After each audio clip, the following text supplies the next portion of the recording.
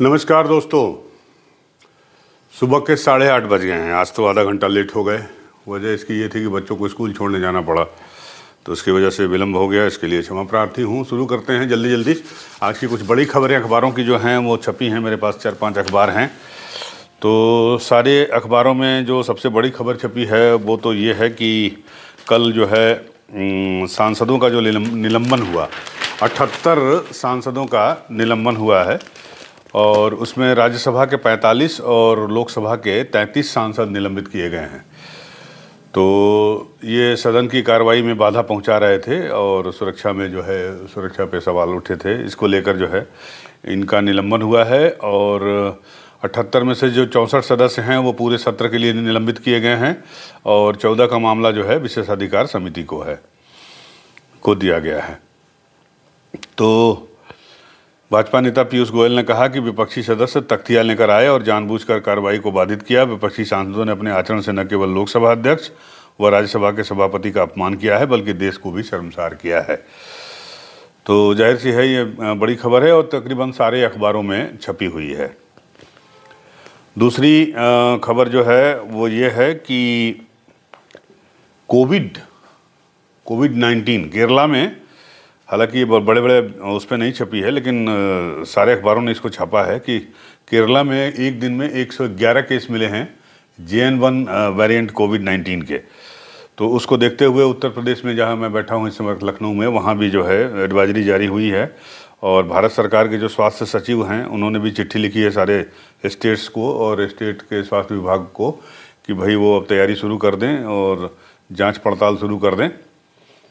और ऐसा समझा जा रहा है कि अगले कुछ दिनों में, खासकर जब ये क्रिसमस की और नए न्यू ईयर की छुट्टियां शुरू होंगी, तो लोग ट्रैवल करेंगे तो स्टेशंस पे, रेलवे स्टेशंस पे और एयरपोर्ट पे जो है वो डॉक्टरों की या मतलब उसकी टीम बैठेगी जांच वाँच के लिए। तो अच्छा है कि मतलब तैयारी अभी से शुरू कर दें, प्रिकॉशन लेना शुरू कर दें हम लोग, क्योंकि कोविड की लहर जो 2 हमने देखी है वो निश्चित रूप से बेहद खतरनाक थी। ईश्वर न करे कि वैसी स्थिति फिर दोबारा पैदा हो। तो ये 2 खबरें हैं। एक खबर जो है और है वो इकोनॉमी से रिलेटेड है, वो सारे अखबारों में छपी है। वो ये कि जो प्रत्यक्ष कर है, वो प्रत्यक्ष कर मतलब इनकम टैक्स वगैरह से जो इनकम है वो 13,70,000 करोड़ रुपए हुआ है। 21% ज़्यादा हुआ है 2022 के मुकाबले। तो ये खबर भी काफ़ी लोगों ने छापा है। और अगर लखनऊ की बात करें, उत्तर प्रदेश की बात करें, तो उत्तर प्रदेश में 2 खबरें करीब करीब सारे अखबारों ने छापी है और वो है कि एक तो उत्तर प्रदेश के मशहूर चिकित्सा संस्थान SGPGI में आग लग गई और इसके OT में आग लगी थी। कल ये दोपहर में आग लगी है करीब 12:30 पौने 1 बजे के आसपास। और इस आग ने इतना विकराल रूप धरा कि जो है उसमें 2 की मौत हो गई है, एक माता की और उसकी एक इन्फेंट बच्चे की, मासूम बच्चे की, मतलब छोटा बच्चा था 6-8 महीने का। तो वो उनकी मौत हो गई है और करीब कई लोग घायल भी हुए। 2 घंटे के बाद ये आग बुझाई गई। आग की जांच के आदेश दे दिए गए। मुख्यमंत्री योगी आदित्यनाथ ने जो स्वास्थ्य मंत्री हैं हमारे ब्रजेश पाठक, उनसे पूछा, उसने जानकारी ली है। और साथ ही साथ जो है पूरे अस्पताल जितने हैं सरकारी अस्पताल उत्तर प्रदेश के, सब में जो है इस बात की जांच के आदेश दे दिए गए हैं कि मतलब आग से बचने के क्या उपाय किए हैं, क्या नहीं किए हैं। और डिप्टी CM या स्वास्थ्य मंत्री कहिए, ब्रजेश पाठक ने इस घटना की जांच के आदेश भी दिए हैं। और जो प्रमुख सचिव चिकित्सा और स्वास्थ्य हैं पार्थसारथी सेन शर्मा, उनको वहाँ भेजा भी था उन्होंने। तो इसमें जो भी दोषी पाया जाएगा उसके खिलाफ कार्रवाई होगी। लेकिन ये एक बड़ी खबर है जो सारे अखबारों की सुर्खियां है, अगर लखनऊ से जो अखबार छपे हैं। और दूसरी एक खबर जो है वो ज्ञानवापी से है।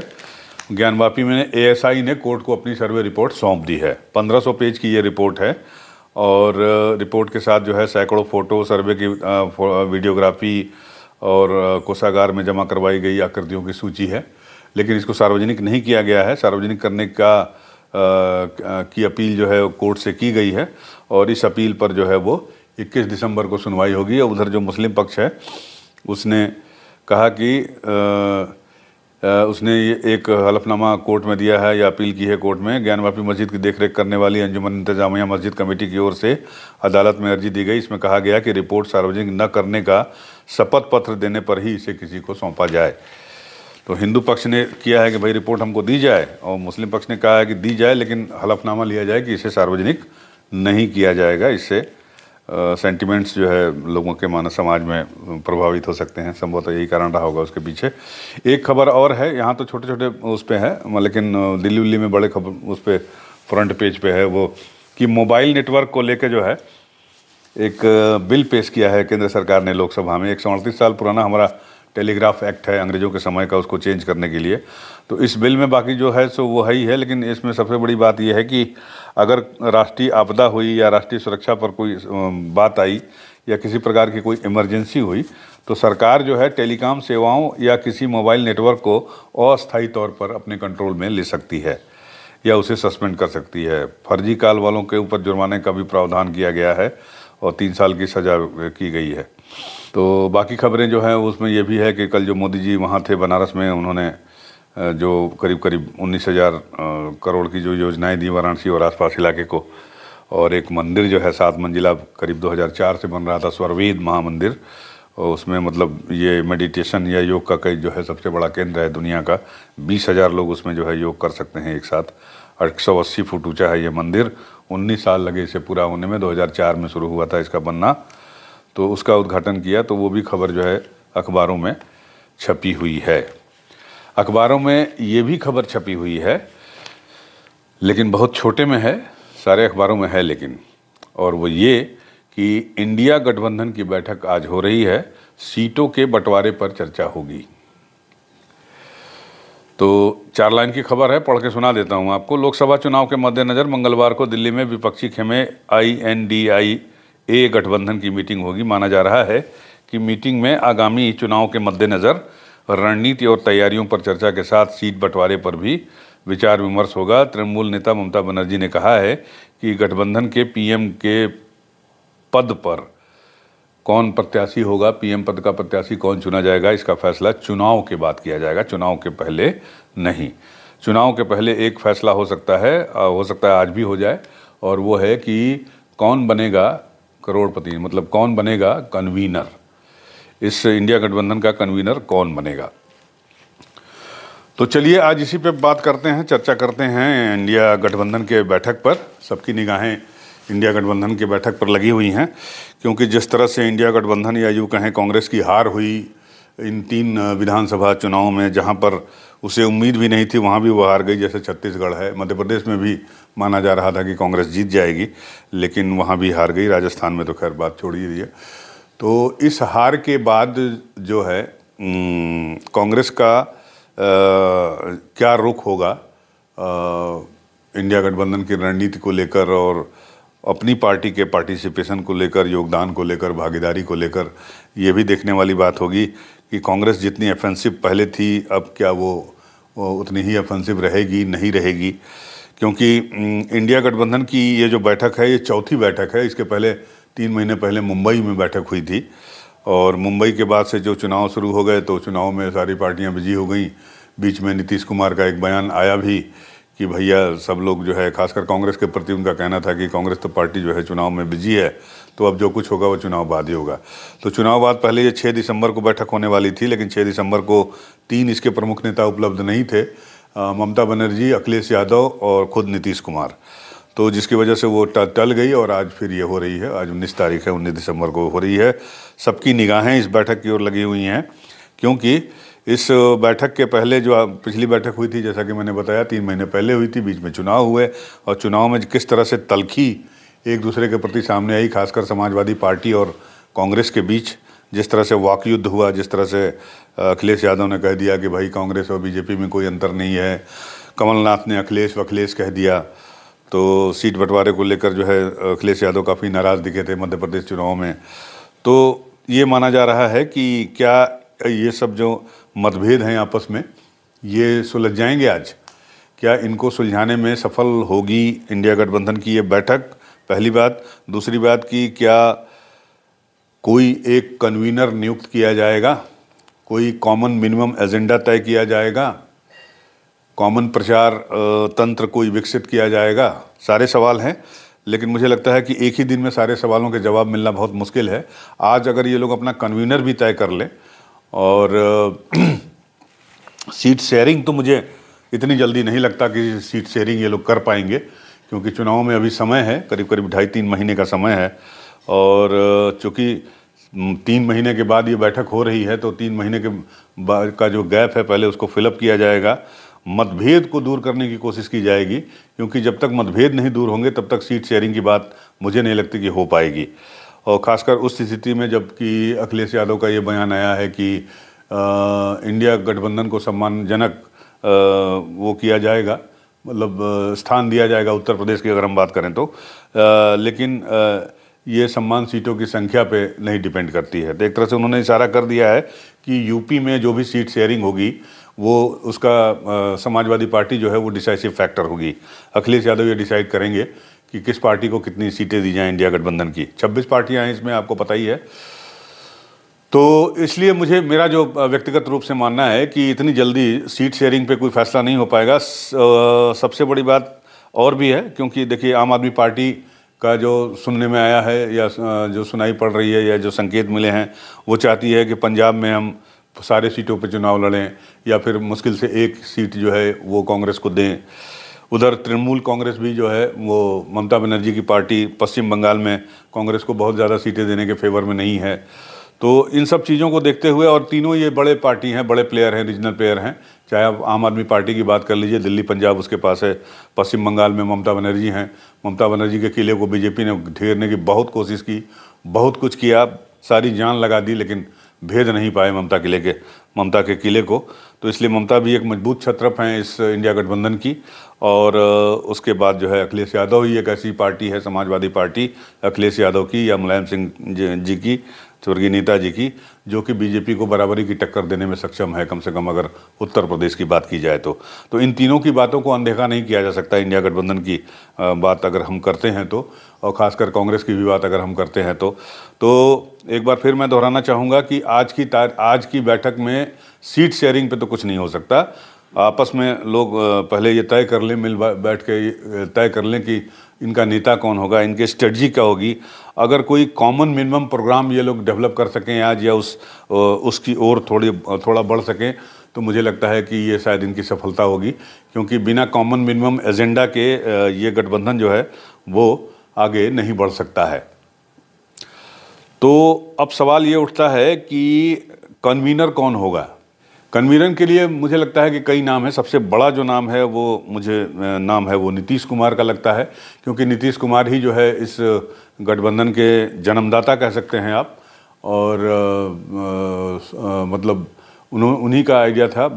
ये इंडिया गठबंधन जो है बर्थ चाइल्ड है नीतीश कुमार की। उन्होंने ही कोशिश की, सबसे मिले जुले, सब जगह गए, आपने देखा होगा, सबसे बातचीत की, और बातचीत करने के बाद सबको एक प्लेटफॉर्म पर लाने में सफल हुए। पहली बैठक इसकी पटना में हुई थी, आपको पता ही है, उसमें सारे लोग पहुँचे भी थे वहाँ पर। तो उस बैठक में लालू जी ने एक बड़ा इंटरेस्टिंग बात कही थी, और वो कहा था राहुल गांधी से कि आप शादी कर लीजिए, हम लोग बाराती चलेंगे।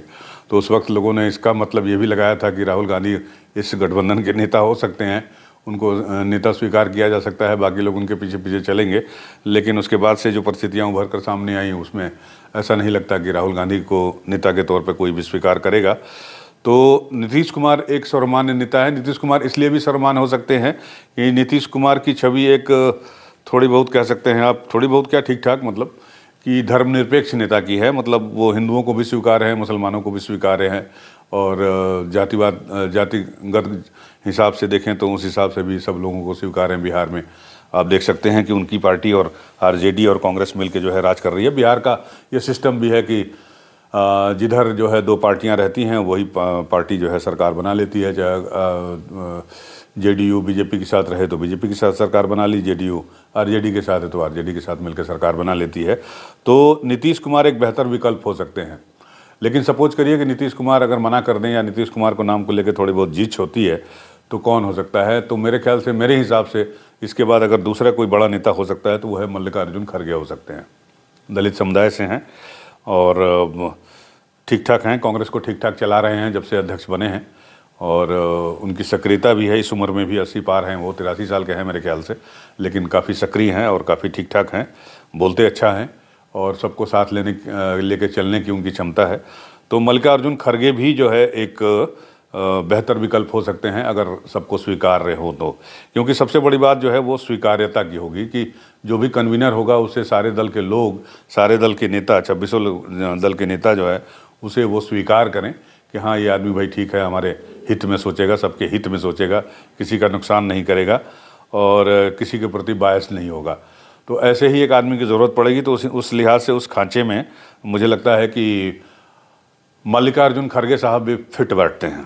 तो ये दूसरा नाम हो गया, नीतीश कुमार हो गए, मल्लिकार्जुन खड़गे हो गए। और तीसरा नाम जो है वो मुझे समझ में आ रहा है कि अगर लोग तैयार होते हैं तो, मैं अब सफलता के हिसाब से बात कर रहा हूँ, तो वो नाम हो सकता है अरविंद केजरीवाल का। अरविंद केजरीवाल भी संयोजक हो सकते हैं क्योंकि उनके नाम 2 स्टेट हैं, पंजाब और दिल्ली। तो पंजाब और दिल्ली जिस तरह से उन्होंने जीता है और मध्य प्रदेश में अपनी उपस्थिति दर्ज की है, गुजरात में अपनी पार्टी की उपस्थिति दर्ज की है, तो वो भी हो सकते हैं। इसके अलावा ममता बनर्जी एक महिला हैं। महिला को अगर आप नेता बनाना चाहें इंडिया गठबंधन का, तो ममता बनर्जी से बेहतर कोई उम्मीदवार नहीं होगा। मैंने आपको बताया कि बीजेपी ने अपने सारे घोड़े खोल दिए ममता बनर्जी को हराने के लिए, लेकिन वो ममता बनर्जी का बाल भी बांका नहीं कर पाए। और अभी भी तृणमूल कांग्रेस जो है वो पश्चिम बंगाल में बिल्कुल बेताज बादशाह की तरह चल रही है, काम कर रही है। तो अगर महिला किसी उम्मीदवार को कन्वीनर बनाने का इरादा हो तो मुझे लगता है कि ममता बनर्जी से बेहतर कोई नहीं होगा। अब एक नाम और लिया जा रहा है, या लोग ले सकते हैं, वो है शरद पवार जी का। बहुत ही वरिष्ठ नेता हैं और सब सर्वमान्य हैं, स्वीकार्य हैं, सब लोग उनको स्वीकार करते हैं, राजनीति के चाणक्य माने जाते हैं और समझते हैं बीजेपी को। वो जिस तरह से नीतीश कुमार समझते हैं बीजेपी को, उसी तरह शरद पवार भी समझते हैं। पॉलिटिक्स की उन्हें अच्छी जानकारी है। तो शरद पवार भी एक विकल्प हो सकते हैं। तो ये 4-5 नाम हैं जो मुझे समझ में आ रहे हैं कि इंडिया गठबंधन के कन्वीनर हो सकते हैं। या एक तरीका और भी है कि 3 या 5 नामों को एक साथ रख लिया जाए और इनको ज्वाइंट रूप से जो है इनको कन्वीनर बना दिया जाए और अलग अलग क्षेत्रों की जिम्मेदारी सौंप दी जाए। और ये भी एक ऑप्शन है, लेकिन इसके थोड़ा मुझे ये ऑप्शन थोड़ा धुंधला दिखाई दे रहा है, क्योंकि 3 या 5 लोगों की कमेटी बनाने का फैसला जो है वो थोड़ा सा मुश्किल है। लेकिन अगर ऐसा कर देते हैं तो भी काम चल जाएगा।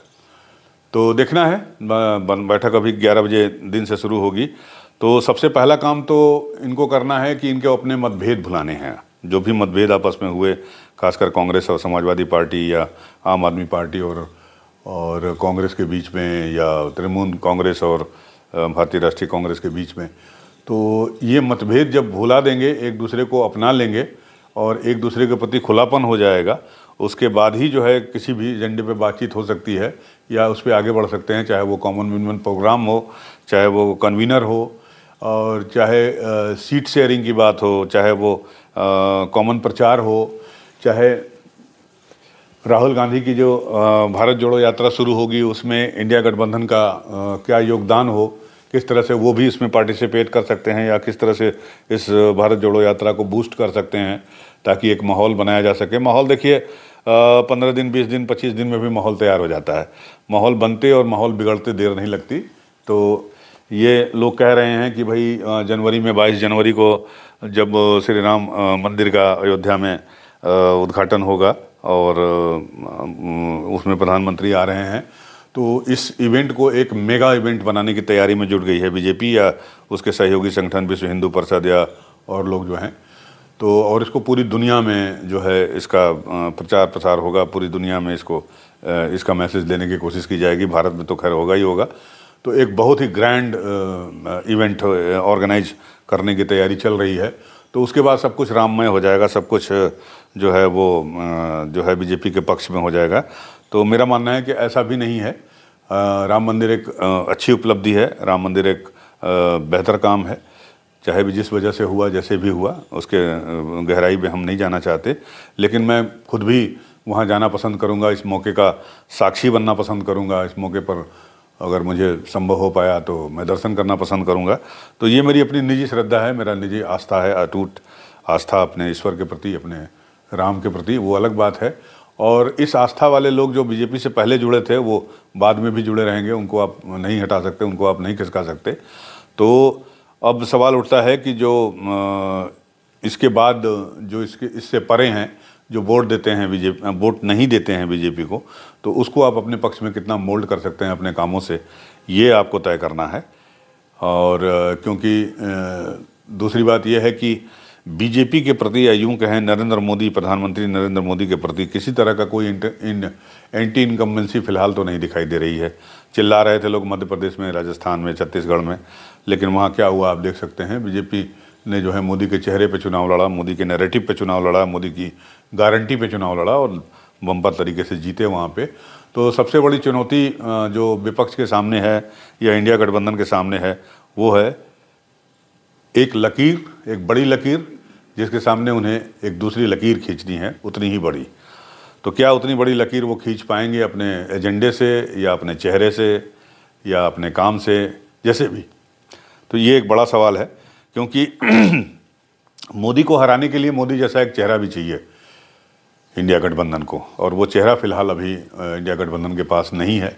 तो इंडिया गठबंधन के पास एक ही तरीका है कि वो नैरेटिव पैदा करे, नैरेटिव क्रिएट करे, कोई ऐसा मुद्दा सामने लाए जो लोगों को अपील करे, जैसे इन्होंने अपील की थी अभी जातिगत जनगणना की। राहुल गांधी लगातार भाषणों में कह रहे थे, लेकिन जातिगत जनगणना का मुद्दा ये जो है इन चुनावों में तो कम से कम नहीं दिखा। आप अगर बात कर लीजिए मध्य प्रदेश की, राजस्थान की और छत्तीसगढ़ की, तो जातिगत जनगणना का मुद्दा जो है हवा हो गया। अब हवा हो गया इसका मतलब कि वो ख़त्म हो गया, ऐसा भी नहीं है। देखिए, भारत में भारतीय राजनीति में जाति एक बहुत बड़ा मुद्दा रही है, हमेशा से, शुरू से, आज भी है। तो ऐसा नहीं है कि इन चुनावों में अगर जातिगत जनगणना का मुद्दा काम नहीं आया तो आगे वो काम नहीं आएगा, तो वो आगे काम आ सकता है। लेकिन इतना समझना होगा कि सिर्फ जातिगत जनगणना वाले मुद्दे पर या जाति आधारित मुद्दे पर ही जो है बात नहीं बनेगी, कोई और मुद्दा आपको सामने लाना पड़ेगा, जनता के सामने लाना पड़ेगा। जैसे अभी राहुल गांधी कह रहे हैं गरीबी और बेरोजगारी और महंगाई, तो गरीबी, बेरोजगारी और महंगाई तो बहुत पहले से चली आ रही है। इंदिरा गांधी ने 1971 में नारा दिया था, 71 में या 75 में नारा दिया था, गरीबी हटाओ। तो मोदी जी ने कहा कि भैया गरीबी तो नहीं हटी, गरीब हट गए। तो इस तरह से ये गरीबी, महंगाई, उस समय भी 1974 में फिल्म आई थी रोटी कपड़ा और मकान, उसमें ये गाना था, हाय तुझे मौत न आई। तो महंगाई भी आदिकाल से चला आ रहा है मुद्दा, ये बेरोजगारी आदिकाल से मुद्दा चला आ रहा है। तो ये तो मुद्दे अपने आप में रहेंगे, आगे भी रहेंगे। जातिगत जनगणना, जाति का मुद्दा जो है हमेशा बना रहेगा भारतीय राजनीति में, महंगाई का मुद्दा हमेशा बना रहेगा भारतीय राजनीति में, बेरोजगारी का मुद्दा हमेशा बना रहेगा राजनीति में, गरीबी का मुद्दा हमेशा बना रहेगा राजनीति में। कोई ऐसा मुद्दा लाइए जो किसी ने कभी सुना ना हो, देखा ना हो, समझा ना हो, और सबको सरोकार रखता हो, सबसे सरोकार रखता हो, सबके मतलब का हो। कुछ ऐसा करना होगा, या तो मुद्दा ले आइए या फिर चेहरा ले आइए। ये दो काम होंगे तभी जो है आप मोदी का मुकाबला कर सकते हैं भारत में। अदरवाइज़ तो कहने वाले तो कह ही रहे हैं कि भैया, हम क्या कह रहे हैं, मोदी जी खुद ही कह रहे हैं कि जब हम तीसरी बार आएंगे, और हम जब तीसरी बार आ जाएंगे तो भारत जो है दुनिया की तीसरी सबसे बड़ी अर्थव्यवस्था बन जाएगा। तो देखते हैं दिन भर आज क्या होता है। इंडिया गठबंधन की बैठक में क्या चीज़ें निकल कर सामने आती हैं, क्या वो अपना कन्वीनर चुन पाते हैं, नहीं चुन पाते हैं, क्या कोई कॉमन मिनिमम एजेंडा तय हो पाता है, नहीं हो पाता है, क्या सीट शेयरिंग की बात हो पाएगी इतनी जल्दी, क्या ये संभव है कि आज की बैठक में सीट शेयरिंग की बात हो जाए। ऐसा सब कुछ देखने वाली बात होगी। हमें इंतज़ार होगा बैठक का, आपको भी इंतज़ार होगा। तो जैसा कुछ होता है देर शाम फिर हम आपसे बात करते हैं। इंडिया गठबंधन की जो बैठक के नतीजे सामने आएंगे तो उस पर फिर बात होगी अगली वीडियो में। तब तक के लिए नमस्कार।